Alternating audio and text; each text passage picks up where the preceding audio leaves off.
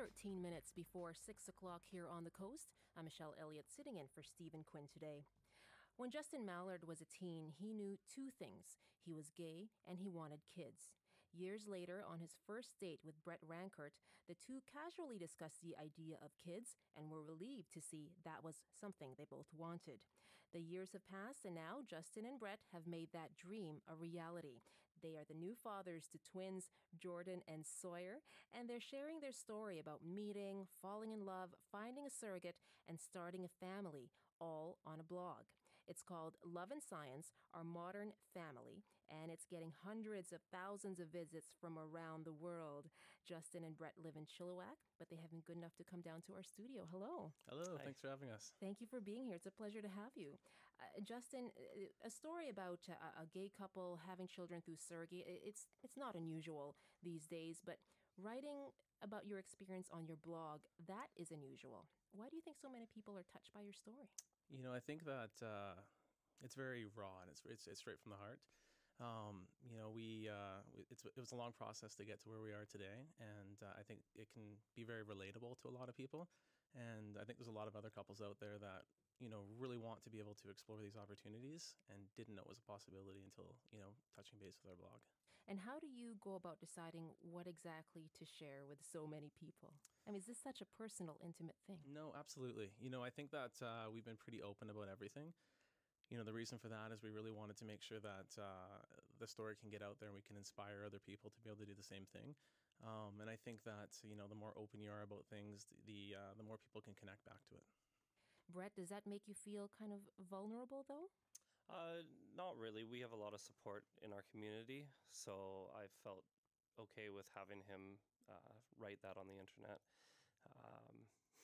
And what has the reaction been like? Oh, the response has been absolutely incredible. From where? Everywhere. Like, it started off just with our friends because, we wrote the blog, to keep our friends and family updated with what was going on with the blog and with our process. And people started sharing it on Facebook, and then it started getting out further and further and further, and it's made its way all the way around the world. It's been absolutely incredible. And what exactly have you been writing about in the last few months? The last few months, it's been a few different things. We kind of highlighted the birth of our children, which has been pretty exciting. And then we had our baby shower, and then just the response we've been getting out in the community. We've been kind of just sharing our stories with how things have been since they've come home. I've got another post coming up probably the next couple of days. So. And how have things been since they've come home? You'll let Brett answer that because he's stay-at-home daddy while I'm at work. So. Things have been pretty good at home. For the first little while, the kids have been sleeping pretty good throughout the night.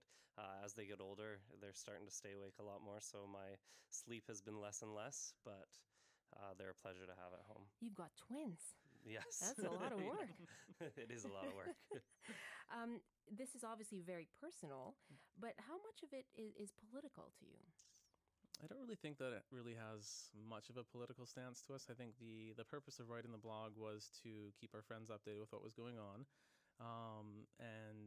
We wanted to create this blog so our kids could see down the line what it took to bring them into this role, because it wasn't easy. It's kind of taken a new spin on it in the last little while here because we've had so many people reaching out to us from all around the world and connected with a couple couples in the States that are not as fortunate as we are up in Canada. I'd like to ask you about that, people who aren't as fortunate as us here in Canada and the struggles that they go through and what they tell you about what sort of inspiration they glean from your blog. It's heartbreaking, but I think that when they see how things are, I think it makes them believe that there are good people out there and that there's acceptance in the world. And unfortunately, sometimes in their area they're not surrounded by it, but it is out there. So I think that right there is comforting for them. And what are you hearing in terms of the challenges that they face? I've been reading on the internet. I've heard a couple different things about the legalities of birth certificates and registering parents, to their children, everything along those lines. There's that recent couple down in Texas that they're battling right now just to be recognized as the parents. And they're biologically did the exact same thing as Brett and I. So they've got a biological link to their kids and they can't be recognized. And that just breaks my heart because if we were there, I'd be lost.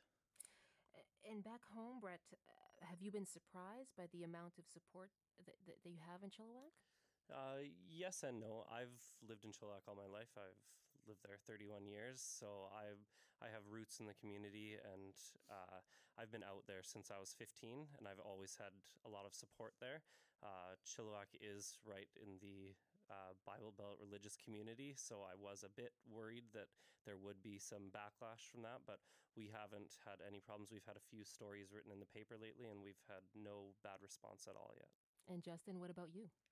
So that was a tough thing for me because I'm from Vancouver. So I moved from Vancouver to Chilliwack. I had my reservations with going out there just because, it being the Bible Belt and the potential backlash of just being openly gay. And then also, knowing that we wanted to have a family, I wasn't sure how well we'd be perceived out there. And thank goodness I was so wrong about what I had in my head of what was going to happen, because the response has been overwhelmingly positive. We get stopped in the street, in stores, we get messages like regularly, just outpours of love and support and pride that we are so comfortable being who we are. And like that is just such a beautiful thing, especially in a small community. When your twins grow up, when Jordan and Sawyer grow up and they're older, what are you hoping they think or they feel when they go back and read through your blog entries? That's a great question. I just want them to see how much love there was to bring them into this world. Like I said, it wasn't an easy process to get them here. And there were so many people involved, everyone from our fertility clinics to the nurses at the hospitals they were in, to all of our friends and family. So I've been able to document the entire process along the way. So they'll be able to see how instrumental all these people were every step of the way. And you, Brett? I agree with everything Justin said. I just want them to see how much love there was to bring them in this world, how many people took part to help them to have our surrogate and our egg donor. It took a lot of people to make this happen. And how long have you been writing this blog? Going on probably close to a year now. And so do you ever look back on older entries and just think, oh, how far have we come? Absolutely. Yeah, I know. I like to kind of reminisce sometimes, and it's a nice little reminder for us as well to see where we started and where we are today. It's refreshing. Like, it's great. How long do you think you'll keep it going? Forever. Absolutely. Until your kids get married. Exactly. Then I'll start blogging about my grandkids. That's right. Well, I appreciate you coming in and talking about your story. Thanks so much. Thanks so much Thanks for having having us. That's Justin Mallard and Brett Rankert. They are new dads sharing their story on their blog called Love and Science, Our Modern Family.